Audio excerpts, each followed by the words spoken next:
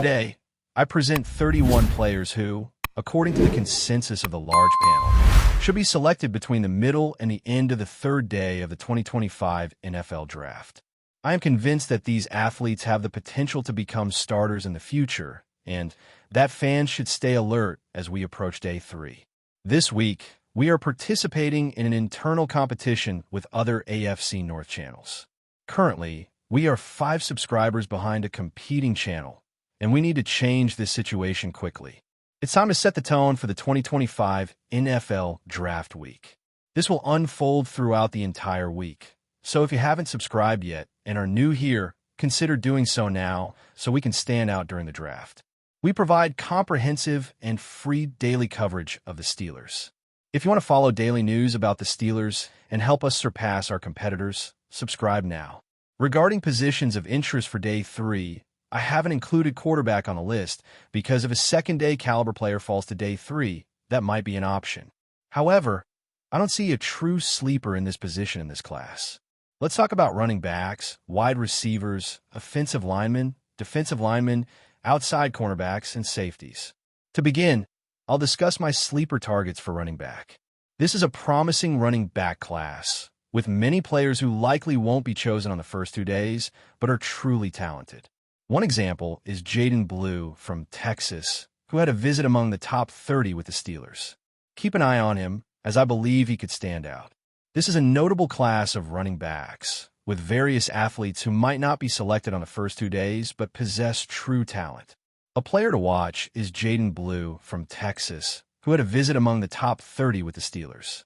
Stay tuned, as I think he can become an exceptional running back in third-down situations almost immediately. He is an excellent receiver, clocked at around 4 seconds and 3/10 in the 40-yard dash, demonstrating impressive speed and explosion. Trevor Etienne is another name that stands out, with great speed and ability to change direction. His acceleration and speed in long distances are also remarkable, though he needs to improve his vision. Still, he's an athlete to monitor if the team is looking for a running back to complement Jaylen Warren. Jordan James reminds me a lot of Kyren Williams from the Los Angeles Rams. He's a smaller running back but excels in outside zone schemes, which are favored both by the Rams and the Steelers, making Jordan James an interesting player. Kyle Monagai, despite previous mispronunciations, is currently ranked 92nd on the large panel. Watching his film, we see that while he may not be the fastest player, clocking in at 4 seconds and 6/10, he has incredible foot speed, the ability to change direction, and extraordinary vision. While I believe his potential may be somewhat limited, which could justify his selection on Day 3, I feel he can contribute in an NFL rotation from Day 1. Jars Hunter is another athlete to consider if you're looking for more explosion. His speed and acceleration in long distances are impressive. Once he identifies space, he knows how to make significant plays. Keep an eye on the Auburn running back. Taj Brooks from Texas Tech has been extremely productive with the Red Raiders. Ja'Cory Krosky-Merritt is someone I followed closely at this year's Shrine Bowl, where he was named MVP of the game and had an outstanding week of practice.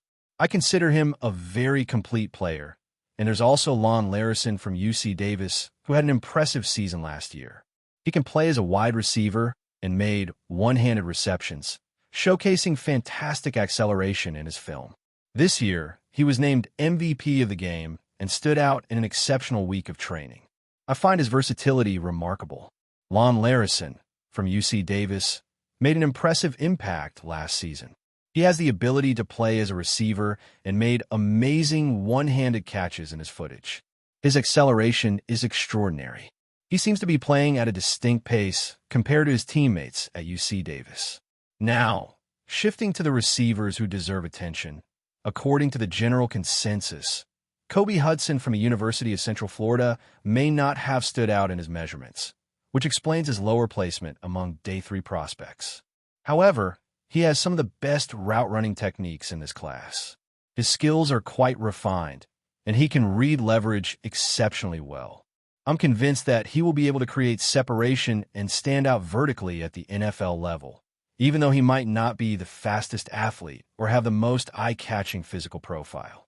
His technical refinement makes him an excellent football player and route runner. If you're looking for someone who can create separation consistently, Hudson is likely to meet that expectation. Ethan Chisholm, the third standout from Eastern Washington University, was the highest-rated receiver in all of college football last year. He's capable of breaking multiple tackles and becomes a significant threat after the catch. It seems there's interest from a coach in a player of his profile in this draft class. Jimmy Horn Jr. from the University of Colorado currently holds position 283 on the consensus. He's a smaller athlete and will likely play as a true slot receiver. However, he stands out as a route runner and can get open vertically. He plays at a fast pace, showing fluidity in his game. Despite his smaller size, I believe he can become a notable player for the Pittsburgh team if selected this year. Lastly, we have Jordan Watkins from the University of Mississippi, who was recently selected in a mock draft. He has a good build for a smaller receiver and can play both slot and outside positions. Last season, he scored 5 touchdowns against the Arkansas Razorbacks in a game where he nearly reached 300 receiving yards. He's definitely a deep threat, showing impressive route-running skills and reliable hands. I was somewhat surprised to review the footage of the game against Arkansas and see that he's ranked 311th on the consensus. Switching to the offensive line, I believe Day 3 could provide an opportunity for the Pittsburgh team to discover hidden gems among the offensive line prospects. Jackson Slater from Sacramento State is one of my favorites. He had an exceptional performance during Senior Bowl week, going up against some of the best interior linemen in this draft class and standing out significantly. Carson Vincent, who can play both tackle and guard from Alabama A&M University, was also a player who deserves attention once you watch his film. He's currently ranked 162nd on the consensus. There's also Jalen Travis, an offensive tackle from Iowa State University, who has great talent but will need development before contributing immediately. Willie Lampkin from the University of North Carolina is another player I admire. While he's shorter in stature, he plays with impressive intelligence and technique, often winning leverage battles thanks to his long arms. This combination of skills makes him one of the most intriguing sleepers in this class. Additionally, Issa Pohl, an offensive tackle from Washington State University, also has potential for the league. For those looking for a center who can also play guard, Thomas Perry from Embry University is ranked 371st and could be a good target as an undrafted free agent for the Pittsburgh team this year. Now let's turn our attention to defensive players that I consider interesting targets to watch. If you're looking for a player who can pivot and simultaneously take on playmaking duties, consider Thomas Perry from Embry, who currently sits at 371. He could become a priority for the Pittsburgh Steelers this season. When it comes to defensive prospects that I believe deserve attention this weekend, let's take a look at some less obvious targets from Day 3 of the Steelers draft. Before moving on, it's good to note how enjoyable it is to watch baseball games during the summer weekends, offering a moment of leisure and escape from routine. Constantly following news about Aaron Rodgers can be draining, so it's important to find time to relax. Thanks to reliable sources, tickets can be purchased at affordable prices, regardless of where I prefer to sit. This allows me to watch the Rangers games at home or take my annual trip to see the Pirates in Pittsburgh. The ticket sales service makes obtaining tickets for any event much quicker and more convenient, all directly from your mobile device. Prices in the app actually drop as the game approaches, providing great last-minute opportunities. With competitive prices, seat views, and a price guarantee, it removes any insecurity when buying MLB tickets. To be honest, given the current situation with the Pirates management, it's unlikely they'll decide to invest in Paul Skeens when he becomes a free agent. Therefore, we should value his presence while he's still part of the team.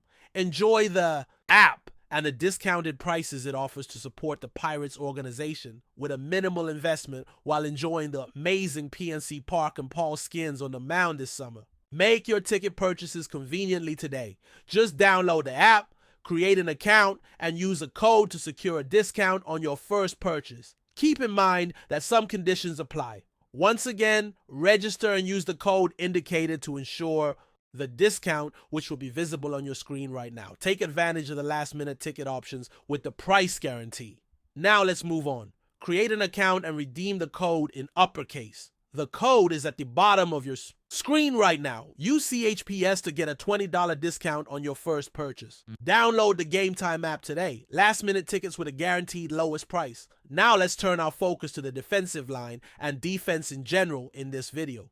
There are promising players on the defensive line who could bring valuable contributions to the Pittsburgh Steelers. Elijah Roberts from Southern Methodist University is an athlete who received a visit among the top 30. The same applies to his teammate Jared Harrison Hunt, also from Southern Methodist University. J.J. Piggies from Mississippi plays fullback and is an exciting player to watch. Yaya Black from Iowa, not Iowa State, is ranked 271 overall and is a strong type of nose tackle. We continue with Nazir Stackhouse, a similar nose tackle prospect who is currently ranked 300. Shifting our focus to the cornerbacks, Kobe Bryant stands out as a smaller cornerback I observed during Shrine Bowl practices held in Frisco, Texas this year. You could hear during the practice sessions how much he engaged with the receivers he was covering. I really admire the competitive mindset he brings to the game. I believe he's better suited as a slot player since he combines physicality with his smaller stature. So if you're looking for a high-energy player who acts like a pit bull in the nickel position, he could be a great option in the third round. Zah Frazier from the University of Texas at San Antonio is a bit raw, but has physical traits that the Steelers could develop alongside Darius Slay this year. Justin Wally from Minnesota, representing the Gophers, has the versatility to play both slot and outside positions. Hayes a player who makes significant plays and reminds me a bit of Beanie Bishop Jr. when he entered the league from West Virginia last year, as he's always near the ball and often makes impactful plays, plus he's bigger than Beanie Bishop Jr. So if you like Beanie's playing style where he positions himself to make plays, Wally might fit this system perfectly. Lastly, let's talk about safeties. KJ Winston from Washington, a well-built deep zone safety, is ranked in the 200. 33 overall range and has traits the Steelers like. He could make an immediate impact on special teams in addition to see the Steelers, a franchise deeply rooted in tradition and defensive excellence, have long sought stability at the quarterback position since the retirement of Ben Roethlisberger. Although promising signs emerged with young talents and veteran leadership, none have truly cemented themselves as the long-term answer until now. With Allen under center, Pittsburgh immediately elevates itself into Super Bowl contention pairing.